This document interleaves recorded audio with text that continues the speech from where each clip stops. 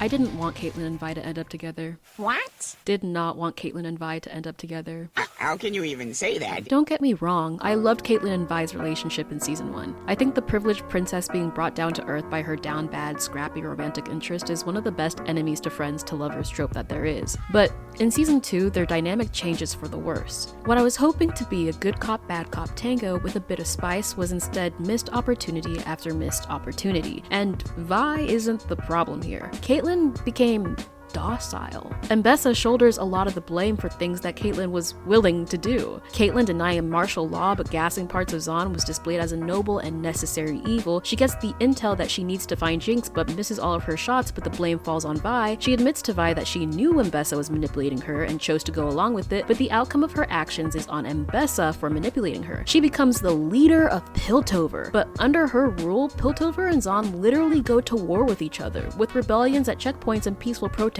being raided by enforcers. Ultimately, Caitlyn gets to basically forego any guilt that would make her character grow, because she wasn't as evil as she should have been. Caitlyn Kiramman should have been more evil. The ending of season 2 act 1 led me to believe that Caitlyn was going to be an actual fascist dictator. The pounding fists, the malicious violin, Loris immediately GTFOing, the broken walls of the council room and open sky behind her, the cape! Not to mention the Macbeth reference in the opening. I was ready for Caitlyn to tear things apart and kill anyone who got in her way. I was ready for Vi to reconnect with her younger self's hatred towards enforcers and throw the badge right back at Caitlyn. I was expecting their reunion to be a genuine heart-to-heart where Caitlyn starts to regret the decisions she's made in her attempt to find Jinx. But unfortunately, everything Caitlyn does wrong can be blamed on someone else. One cupcake and all the problems in their relationship are gone. Caitlyn is never the bad guy in public opinion because that's Jinx's job, so she doesn't need to apologize or grow from any of her mistakes. Meanwhile, Violet is so chronically aware of every mistake that she's ever made that her self-hatred manifests in all the crash outs she has when Caitlyn rejects her. Because Vi puts on the enforcer badge for Caitlyn, but Caitlyn never takes off hers for Vi, Caitvi was rendered as the most uncomfortable pairing of season 2, even though I was really rooting for them throughout season 1. But let's start from the very beginning, because how did we even get here? First, let's quickly acknowledge the themes of classism between Piltover and Zahn in season 1. The first few seconds of Arcane start with Powder singing a song to Piltover, asking them to understand why Bottomside is revolting against them. The enforcers are painted as complete and utter villains in the first season. A guy spits on your shoe, throw him through a window. And this is the battalion that Caitlyn wants so badly to be the head of. She can't see the systemic oppression happening from Piltover that made Zahn the way that it is. In season 1, while Powder, Vi, Milo, and Clagger sneak into Jace's apartment, Caitlyn is helping Jace bring his tech inside. Her very first line ever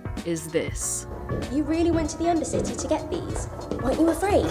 And just like how Echo's first line is "give me a little bit of time," that says something about her entire character. This is a clear case of negative socialization. She's obviously a child here and doesn't have any reason to believe that Zahn is dangerous, since she's never been there. She isn't aware that the things that make the Undercity dangerous, homelessness, drug addiction, and gang rivalry, are the result of decades of oppression from Piltover. Classism can be defined as prejudice against or in favor of people belonging to a particular social class. Classism is usually interwoven with racism, but in the case of Zahn and Piltover, we'll keep the definition to social class. As a Kiramman, young Caitlyn doesn't realize that she's at the top of the food chain. Initially, Caitlyn's view of justice is naive, focusing solely on enforcing the law without thinking about the systemic issues behind it. She spends her adulthood of season 1 wanting to be the good cop. After Jinx's attack on Piltover during Progress Day, Caitlyn takes it upon herself to solve the case. Her proximity to the legal system leads her to Vi's prison cell, which starts Caitlyn's journey through Zahn. Vi is far away from the wealth and privilege that Caitlyn has spent her entire life in. Caitlyn's partnership with Vi marks the turning point in her character. She learns to see the world through the eyes of someone from Zahn. Her exposure to the suffering in Zahn challenges her idealized view of Piltover society and forces her to question the fairness of its laws. Caitlyn begins to realize that her idea of justice might not be serving the greater good of every person. Vi challenges Caitlyn's beliefs about law and justice and helps her develop her own concept of morality outside of her mother's influence. She starts the show as a law-abiding enforcer and becomes someone who actively works to challenge and change the system with Vi's influence. That's why I think that their relationship in season 1 is perfect. But then, whether you think Jinx's attack on the council was justified or not, if Piltover had it coming or not, her action challenged Caitlyn's entire character arc. Because of her mother's death and her newfound title as the lead lady of the Kiramman house, she becomes a key player in the conflict between Piltover and Zaun. This power is only amplified by Ambessa's decision to make her the leader of Piltover, but her grief blinds her from all the lessons that she had learned in Season 1. Sure, she gave Violet the chance to release Jinx from her imprisonment, and there is a world where Vi and Jinx run off and Caitlyn never sees either of them again, but her character got to the point that she chose chemical warfare the moment that it was an option to her. Betraying Ambessa shouldn't have undictated her like it did. She should have used that power to make more ill-mannered, bad decisions so that Vi could have unpacked the years of oppression that Caitlyn has been missing. When Vi tells her that she refuses to wear the badge, she makes a point that Caitlyn has no idea how it feels to have watched enforcers kill her parents. Caitlyn interjects saying that she does, but like, girl, no you don't. Her mother was killed in an attack, which is horrible. But both of Vi's parents were killed by the state. You have no idea what it means to wear the badge of the people who have oppressed you for decades, and that limited worldview from her is intentional, but not in the way that you think. Amanda Overton, who is part of the writers' team of Arcane, had an interview with Gizmodo where she says this: "To see people cheering so much for two queer characters to get together, that's never happened to me before. You see a giant mural of two women in love in the center of a giant city. That's never happened to me before. That's the reason I write stories now, so it means the world to me." And that's really sweet. To be able to bring to life visions that you had since you were a child is amazing work. To put a canon sapphic relationship on the big screen is amazing work. Many writers have tried before, but this is probably the most canon lesbian relationship in an animated TV show I've ever seen. I have to give Amanda credit where credit is due. Caitvi is a massive win for the queer community, but the means do not justify the ends. Because Amanda Overton also says this: "We were going to make them endgame. Well, we've got to make this as hard as possible. If Caitlyn's an enforcer, what if enforcers killed Vi's parents? So they would have the hardest possible journey to come together." So you're telling me the reason that Vander's rebellion pushed Zaun deeper into the underground, the reason enforcers are painted as villains in the first season, was so that the white lesbian couple could have some drama? They used oppression as a stepping stone for a canon queer relationship? They threw away the idea of a two-state resolution. They overshadowed the oppression of Zaun by making bottom side and top side fight a common enemy instead of actually unpacking the themes of classism so that Caitvi could have some angst? Obviously, that's not the only reason they added that into the story, but Marsha P. Johnson didn't die for this. Queer rights were given to us Americans by Black and brown trans people who had to suffer both persecution for being queer and persecution for being people of color. They had to face oppression from both sides of the coin. More often than not, they weren't rich either. 20,000 domino falls later, oppression is a plot point for queer romance? What? And the reason that might be is probably because season 2 had to be 9 episodes for whatever reason. They just ran out of time. They didn't have time to develop it. But if they didn't have time, they shouldn't have done it. Like, how many writers at that meeting in particular have felt the type of persecution that Piltover puts onto Zaun? Because believe me, although it's fiction, it's rooted in reality. Doesn't that sound familiar?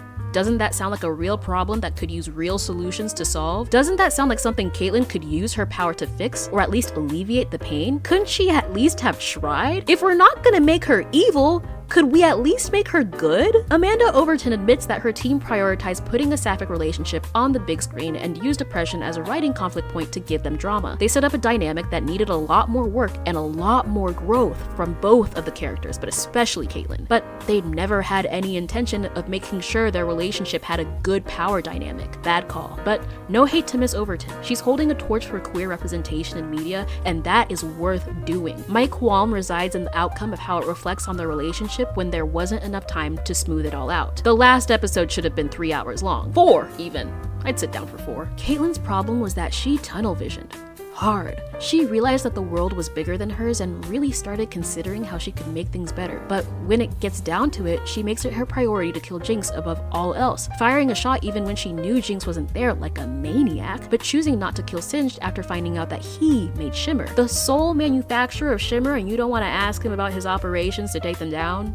At all. But that's what grief does to people. It makes people tunnel vision, focus on one aspect of their tragedy rather than the possibilities to heal outside of it. Caitlyn's tunnel vision only ever widens when she's with Vi, but at the end of the day, she's a sharpshooter first and a lover second. Caitlyn is introduced to Arcane as a privileged enforcer from Piltover. She was raised in a wealthy family, food on the table, and a warm bed every night. As a part of the Kiramman house and the power they have within Piltover, Caitlyn was raised with a strong sense of justice, and that meant being a bit classist at times. Ambessa's selfishness threw Caitlyn into a dictatorship, but whether by genuine malice or general incompetence, Caitlyn Kiramman evolved from a naive product of her environment to an active role in the oppression of Zon with tunnel vision fueled by grief. Which wouldn't be a problem on its own, but paired with her romantic relationship with Vi, someone who would have been the face of revolution if she had never been imprisoned by Marcus, her own ignorance stops being naive and starts being downright disappointing in a way that feels like rushed writing. She was literally having a sexual affair with her advisor and never once had to really consider her role and its importance and how that might affect her decision making. I think her losing an eye in the end is a significant metaphor for her ideals. An eye for an eye, or maybe even seeing the world with clouded judgment. In a perfect world, Silco forgave Vander. But in this one, Jinx's action at the end of Season 1 narrowed Caitlyn Kiramman's worldview, undoing all of the progress within Caitlyn's character and the two-party system that they grew up in. Season 2 Kate is the epitome of being blinded by rage.